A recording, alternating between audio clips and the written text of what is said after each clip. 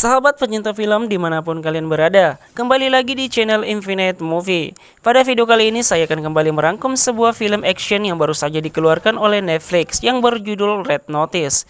Dimana pada film ini diperankan oleh 3 artis favorit saya, yang pastinya kemampuan akting mereka tidak diragukan lagi, yakni Dwayne Johnson berperan sebagai John Hadley, agen FBI yang diminta untuk mengejar penjahat, Ryan Reynolds sebagai Nolan Booth, merupakan pencuri barang seni, dan Gal Gadot sebagai Sarah Black atau The Bishop. Yang paling menarik dari 3 karakter ini dijadikan dalam satu film, pastinya akan layak untuk kalian nonton. Tanpa berlama-lama lagi, langsung saja kita ke alur ceritanya.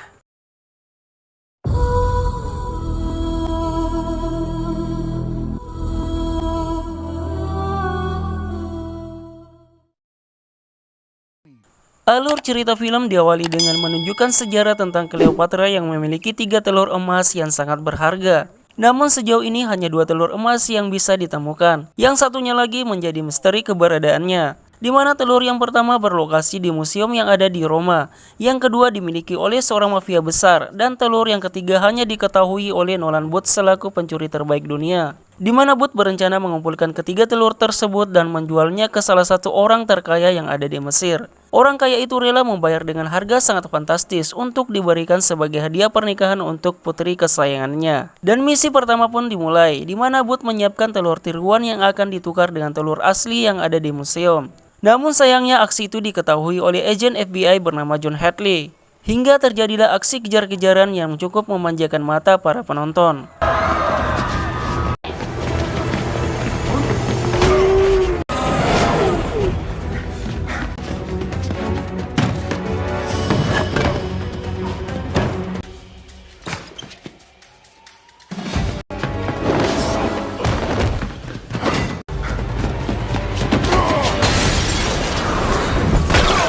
Pada adegan ini Booth berhasil kabur dari kejaran polisi, dan ia pun pergi ke Bali, Indonesia sebagai tempat pelariannya. Namun sialnya di sana John Hadley berhasil menemukannya dan ia pun dikepung oleh pasukan polisi. Telur emas itu pun disita dan Booth ditangkap. Take that. Thank you. It's nice to meet a fan. Ketika telur itu diamankan oleh John Hadley, namun ternyata di sana The Bishop berhasil menukar lagi telur emas itu dengan telur tiruan. Alur cerita berlanjut di mana John sebagai orang yang bertanggung jawab mengamankan telur itu pun ditangkap oleh pihak Interpol.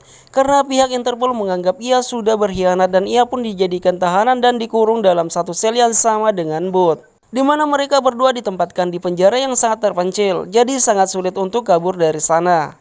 Lalu kemudian mereka berdua dipanggil oleh kepala kepolisian tempat mereka ditahan, yang ternyata adalah The Bishop. Di sana Bishop mengatakan kalau ia sengaja menggunakan John untuk menangkap Booth lalu kemudian memfitnah John sebagai pencuri.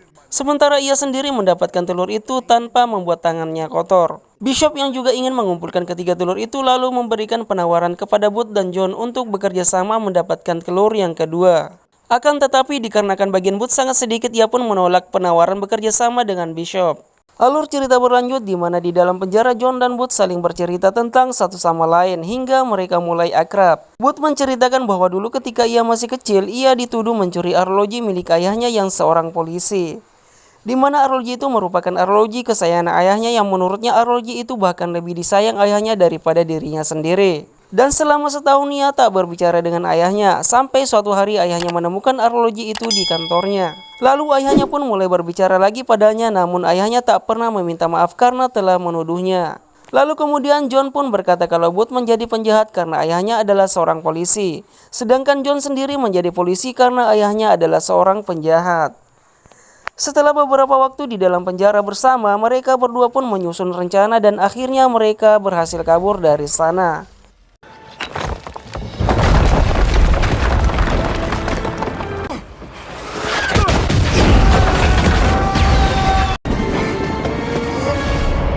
Dalam cerita film ini, Booth memang sangat lihai dalam soal melarikan diri. Lalu kemudian setelah mereka berdua berhasil kabur dari dalam penjara, mereka pun mulai berburu telur emas kedua yang merupakan milik seorang mafia besar.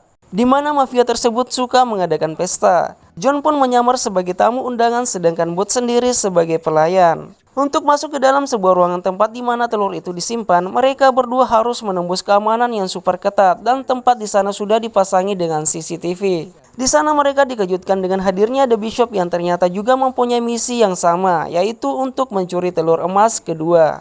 Lalu kemudian diperlihatkan adegan di mana John dan Booth bersandiwara dengan berpura-pura saling bertabrakan agar mereka bisa lebih mudah untuk melanjutkan misi mereka.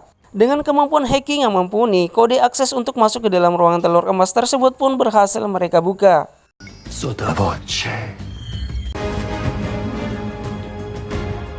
Tak lama kemudian mereka pun langsung menyelinap ke ruangan mafia tersebut dan mengambil telur emas kedua. Setelah berhasil masuk, lagi-lagi mereka dikagetkan untuk yang kedua kalinya oleh The Bishop yang telah berada di sana. Hingga akhirnya terjadilah aksi baku hantam antara mereka bertiga. Arrest me.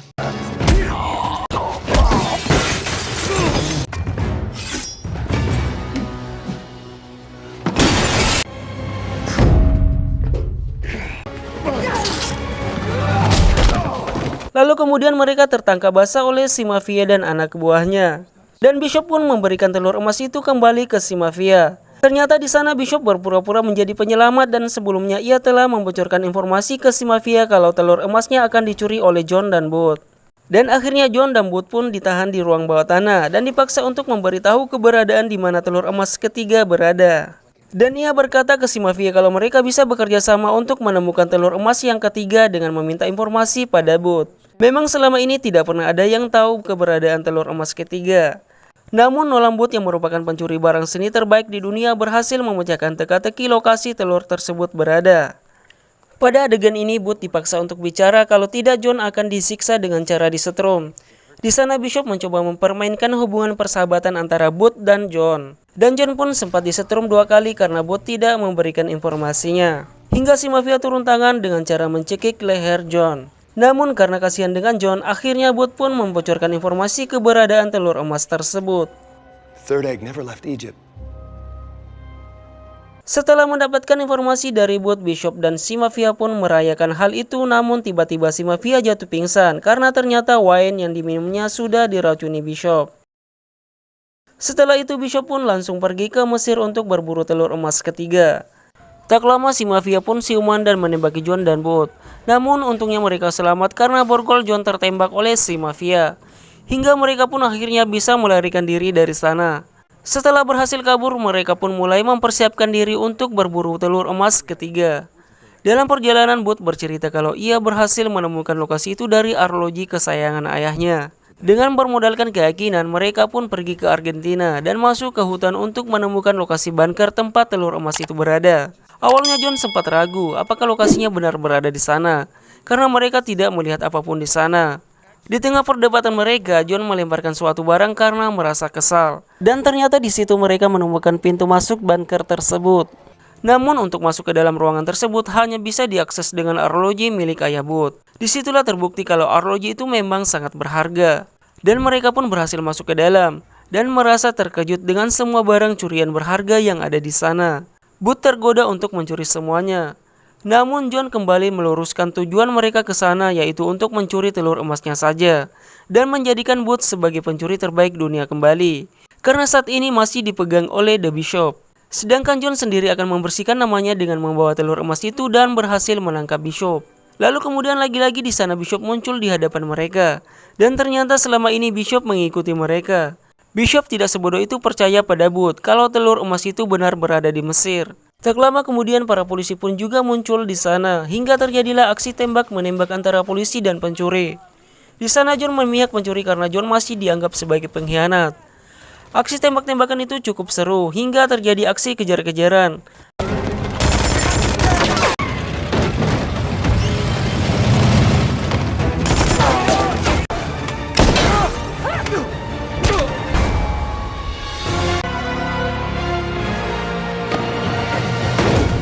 Akan tetapi lagi-lagi ketiganya berhasil kabur dari kejaran polisi melalui air terjun. Booth yang jatuh ke dalam tiba-tiba muncul dengan tetap memegang telur emas itu di tangannya. Namun ketika ia sampai di daratan, ia tidak melihat John berada di sana. Ia pun meletakkan telur emasnya dan mencoba mencari John di dalam air.